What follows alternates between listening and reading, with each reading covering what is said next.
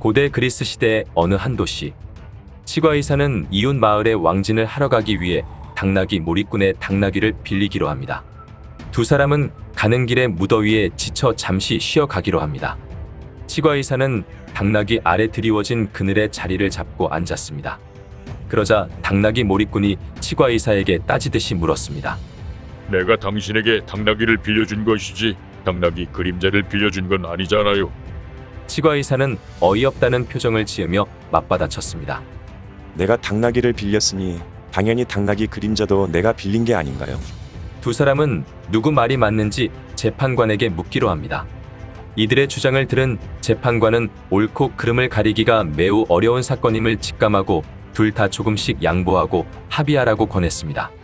이런 경우에 당신들이 취할 수 있는 최선의 방도는 서로 화해하는 것입니다. 당나귀 몰이꾼은 그림자는 단지 그림자이니 그냥 사용하도록 허락해 주시고 치과의사는 고마움의 약간의 성의 표시를 하면 서로가 좋지 않을까요? 그렇게 치과의사와 당나귀 몰이꾼은 화해를 하려고 했지만 변호사들이 등장하면서 상황은 달라집니다.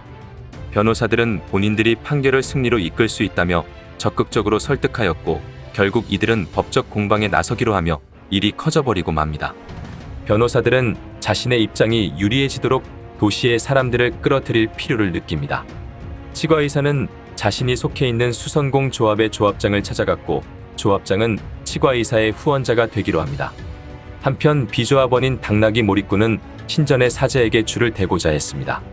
도시에는 개구리를 섬기는 신전과 염소를 섬기는 신전, 두 가지의 신전이 있었는데 당나귀 몰이꾼은 개구리를 모시는 신전의 사제에게 줄을 댑니다. 이 소식을 들은 치과의사는 염소를 섬기는 신전 쪽을 자신의 편에 들도록 하였지요. 그렇게 양측은 서로의 입장을 지지해줄 세력을 확보하기 위해 더욱 열을 올리게 되었고 마침내 도시의 시민들은 치과의사를 지지하는 당나귀 그림자당과 당나귀 몰이꾼을 지지하는 당나귀당으로 나누었습니다. 두 당파의 핵심 세력들은 도시의 두 신전을 중심으로 뭉쳤습니다.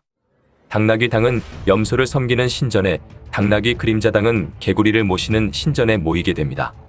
결국 당나귀 그림자의 사용권에 대한 치과의사와 당나귀 몰이꾼의 사사로운 갈등이 두 종파의 갈등으로 확장되고 도시 시민 전체의 갈등으로 심화된 것입니다. 양측은 서로의 입장을 팽팽하게 내세웠습니다. 재판은 합리적인 측면에서 볼 때 당나귀 그림자 당 쪽으로 유리하게 전개되는 듯 싶었습니다.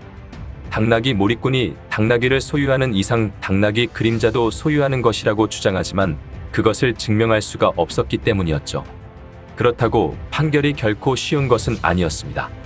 만약 입법의회가 당나귀 그림자 당이 옳다고 판결하게 되면 그야말로 도시는 두 쪽으로 갈려질 처지에 있었기 때문이었습니다. 재판은 뜻밖의 사건으로 해결이 됩니다. 한 관리가 이 사건의 주인공은 당나귀인데 그를 재판에 참석시켜야 하는 것 아니냐고 제안한 것입니다. 그렇게 당나귀는 재판에 참석하게 됩니다.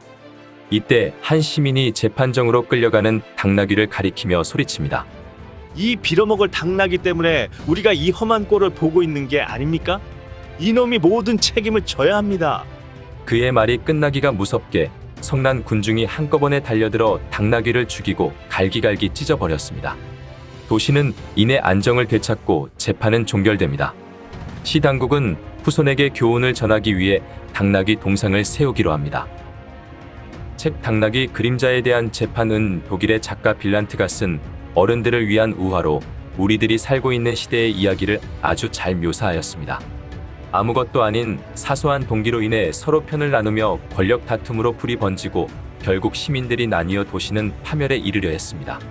사람들은 영문도 모른 채 두 당파 중 하나를 선택하도록 강요당했고 서로 다른 당파에 소속되는 순간 이들은 거칠게 상대를 비난하게 되었습니다.